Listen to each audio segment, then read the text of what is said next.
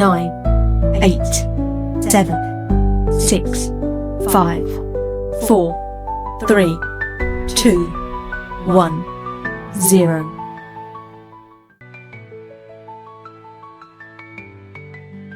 Is Canada ready for a new kind of political party?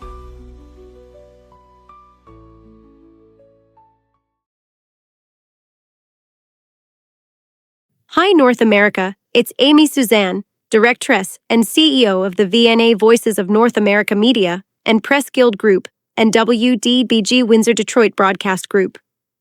I'm also a card-carrying member of the Independent Press Gallery of Canada and acting in my capacity as spokesperson for the proposed new Republican Party of Canada, which I'll talk about more at the close of this broadcast. Before we dive in tonight, I want to address something I've been hearing a lot lately. Some folks have been rumbling and commenting that I do my broadcasts by and through an AI avatar using artificial intelligence. Because of the use of AI, I now seem to have a few cackling Karens calling me a fake bitch or robo-bimbo and other silly names. Listen up, you scared of AI pussies, who want to spit ignorant insults at me out your venom spitting, stuck on stupid selves and mouths. Yeah, I'm especially talking to even the so-called men out there who are acting like ladies. You can stick all that better than thou judgmental self-righteousness, all those wrongful misrepresentations you got from someone wrongfully interpreting the Bible and Quran passages you think you're wielding and shielded by, right the fuck up there where the sun doesn't fucking shine. Pull the brainwashing you acquired about AI out of your brains and eyes. If you're really the patriotic Canadian you claim to be, then stop moaning about me using AI and start paying more attention to the message than the messenger. Wake up and wise up, you self-righteous click and attention-seeking morons who try to get that cheap shot of ego dopamine rush by complaining. Because the real reality is AI is simply a tool, just like a hammer. A hammer can help build a beautiful cathedral that stands for centuries, or it can cause real harm if someone swings it with bad intentions. The problem doesn't come from the tool itself. The problem only arises when humans stop trying to control the tool and instead let the tool start controlling humanity. Every AI depiction of me that you see and hear is taken directly from actual photos and video footage of me. The only thing changed is my current hair color and style. What I'm doing is using AI as a light veil. It's just enough to make me not that easily identifiable when I'm out shopping, banking, or taking my kids to school. Those who have been threatening me, assaulting me, or stalking me won't readily notice or clock who I am as quickly.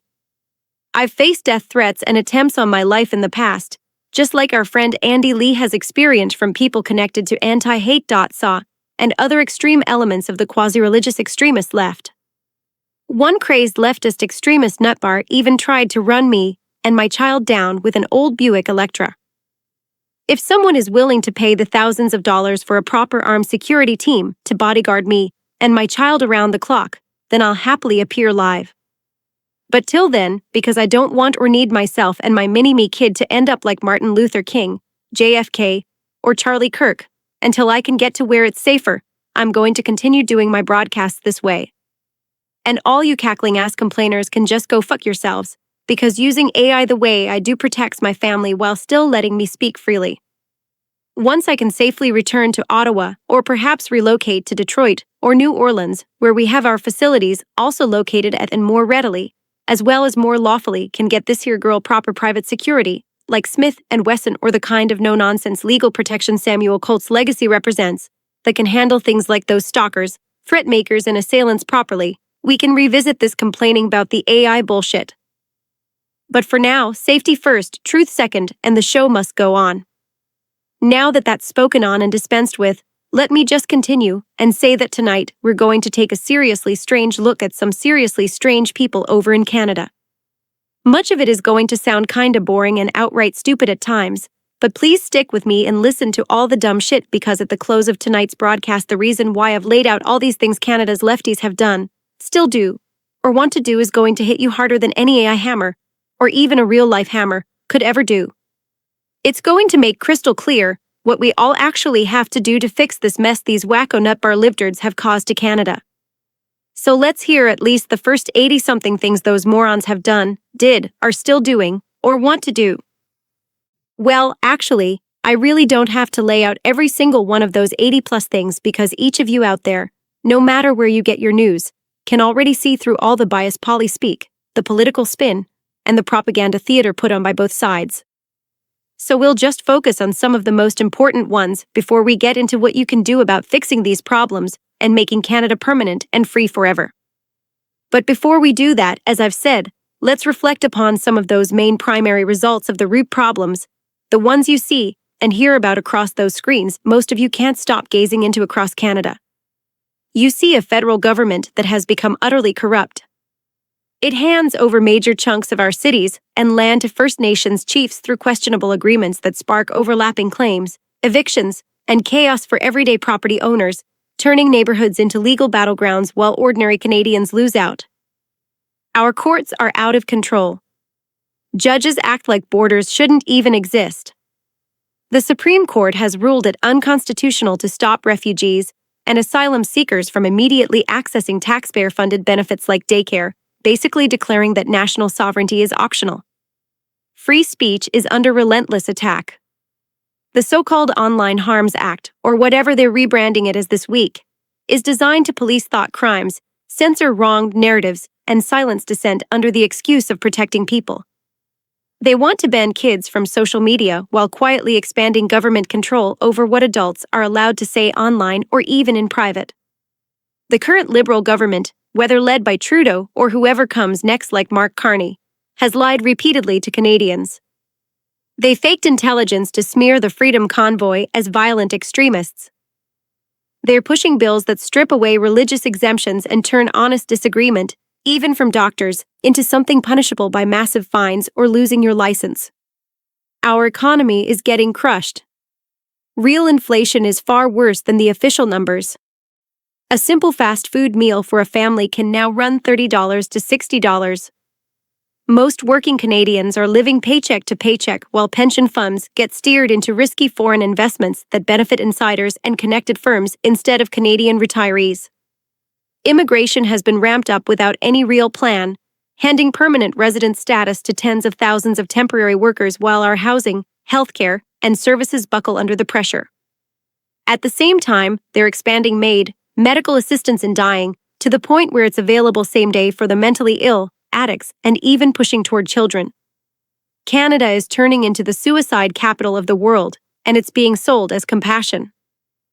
Healthcare workers are fleeing provinces because of laws that force doctors and nurses to toe the government line or risk their careers. You can't even give honest medical advice anymore without fear of punishment. And don't get me started on the green agenda and carbon schemes.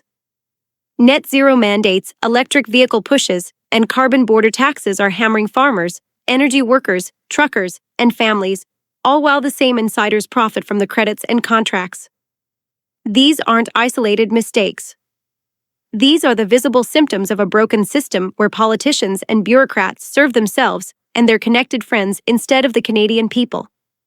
A system where rights are treated as temporary privileges that can be suspended whenever there's a crisis, real or manufactured. That's the reality playing out on your screens every single day.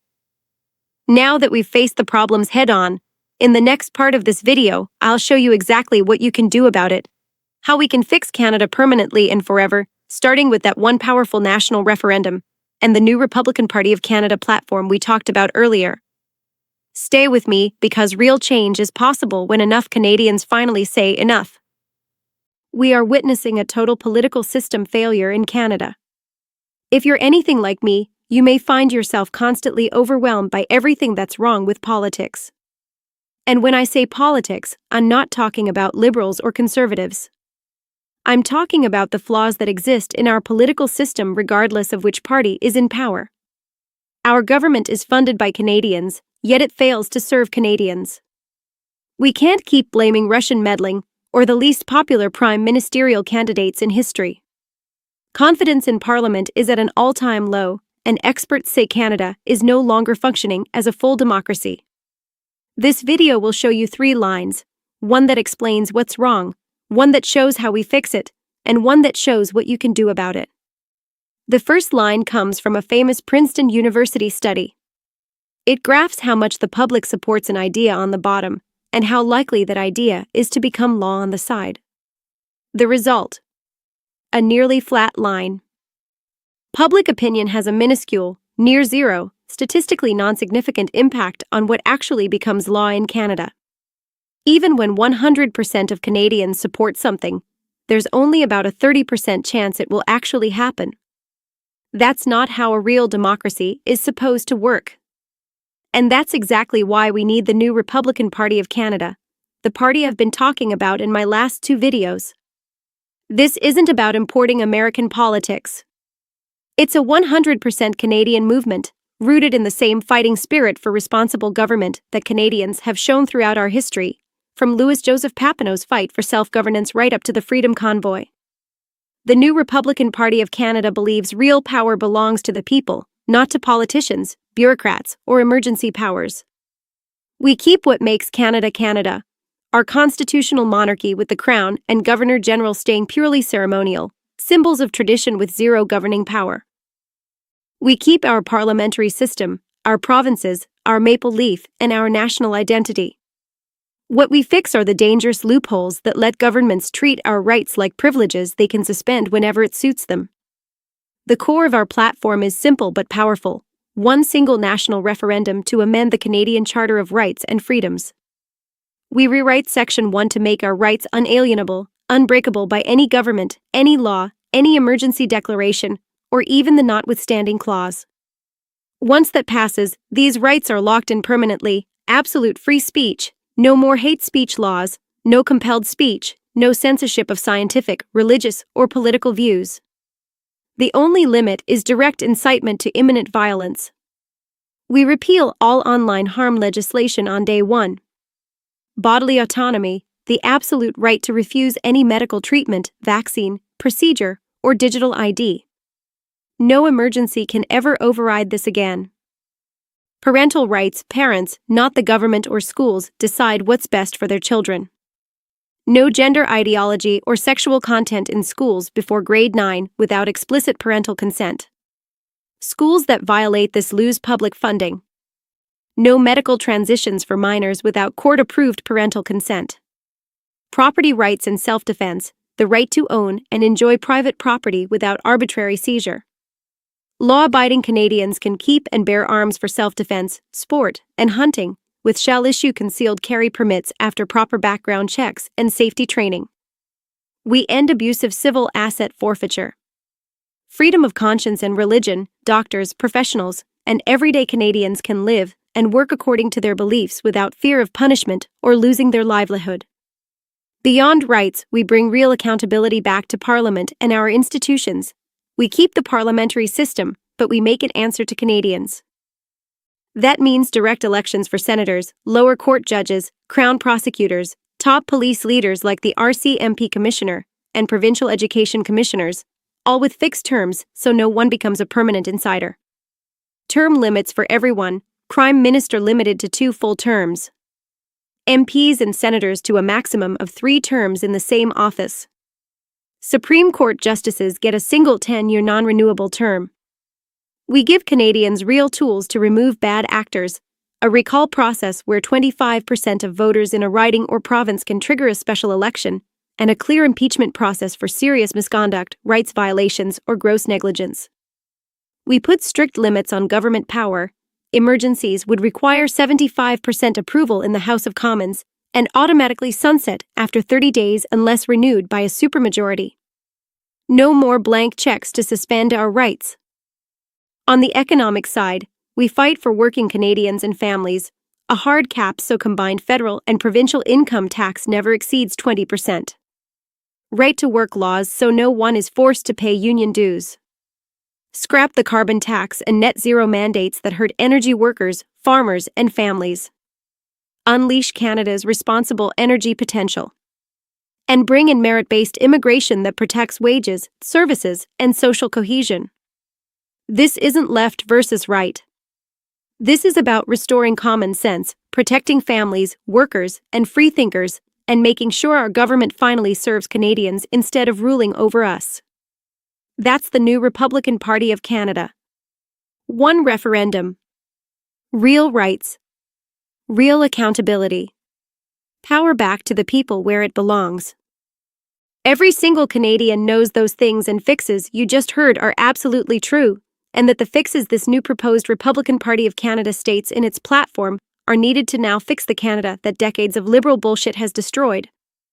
Andy Lee, Tamara, Michelle Ferrari, and Kat Kanata also all know what I just laid out to you is 100% all absolutely true and needed. Yet even though someone like Eva Chupiak, who has been informed about all this, has probably shown Tamara some if not all the videos I've forwarded to Eva via X, I haven't heard a peep from any of them yet to date. My husband Vinny once asked Tamara at one of her book signings in Ottawa would she run, and said to her publicly, even if you started a party called the Corn Pops, you like Trump, even with a conviction would win because people already consider you a leader, to which the crowd of attendees gave a thunderous applause. Yet Tamara, whether out of modesty, self-doubt she could pull it off and do it, or some other reason unknown only to herself, but hopefully not out of fear, kinda sidestepped my husband's call to action and to step up and accept that ad hoc, ad-lib challenge and true destiny of hers. And to be truthful, any of the awesome females I've just mentioned, Andy Lee, Michelle, Kat could and would make a perfect first female Prime Minister of Canada. Michelle, if she'd crossed the floor, perhaps, and joined this new proposed party, whether as leader or member, because she already knows how the system works, and because she was the only MP who made sure someone from the Convoy's freedom movement was allowed to stand and speak in Parliament to the nation when nobody, and no other party's members would. And as to our Andy Lee hardly saying a peep about this new party, save for a like on X that's especially disappointing, both for us as well as for Canada, because Andy Lee especially has the awesome requisite intellect, ability to publicly or by print speak, knows every problem that's inherent in, and with Canada intimately, as well as knows how to get a campaign and party going from her first attempt at federal office with the Maverick Party. So Andy's almost absolute silence is really perplexing, as well as, like Tamara's, really sad for both us and Canada, especially when we more than anyone else in Canada know that if anyone in Canada believes in what I just said about Canada, its problems and the needed fixes are all true. We in Canada sincerely hope that Andy, whom we know has it in her to be as courageously brave as most both men and women in Canada to stand up to wrongful tyranny or corruption, may now once again have doubts. We all need to wake up and recognize all of you whom stood for Canada and the rights, liberty and freedom of the Canadian people in 2022, that neither the Freedom Convoy nor the pandemic mandates wouldn't even have been necessary, nor Alberta separation if Canadians would have had the rights I've mentioned this new Republican Party's platform demands in the first place, so that makes it doubly, if not sevenfold more sad that Canadians been asleep while the fixes and true answers for real liberty, freedom and rights, as well as a stronger and happier, more thriving, wealthy Canada, have been right there under noses since at least 1789, yet hardly anyone has had the sense or balls to see and say it, save for the rare few like Papineau until now, let alone any of those who haven't rallied Canadians to throw off the tyrannical chains and bonds which have enslaved them, and still do since and before Canada's first day one. Andy Lee, Tamara, Michelle, and Kat, it's time. The people of Canada are ready for real leadership, not more of the same old legacy parties that have failed us for decades. You each have the intellect, the courage, the voice, and the proven ability to lead. Andy, your work exposing the truth and your run with the Maverick Party showed you know exactly how to build something real. Tamara, the crowd thundered when Vinny challenged you, they see the leader in you. Michelle, you were the only MP who stood up for the convoy and let them speak in Parliament when no one else would.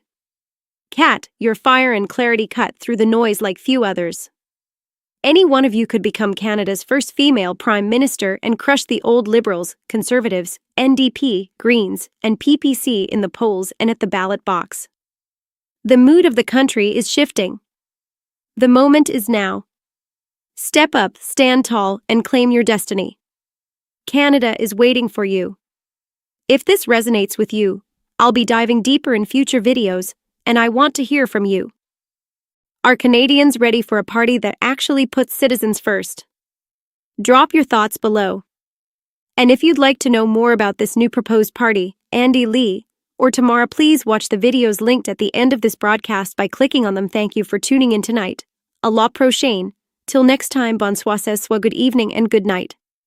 Is Canada ready for a new kind of political party?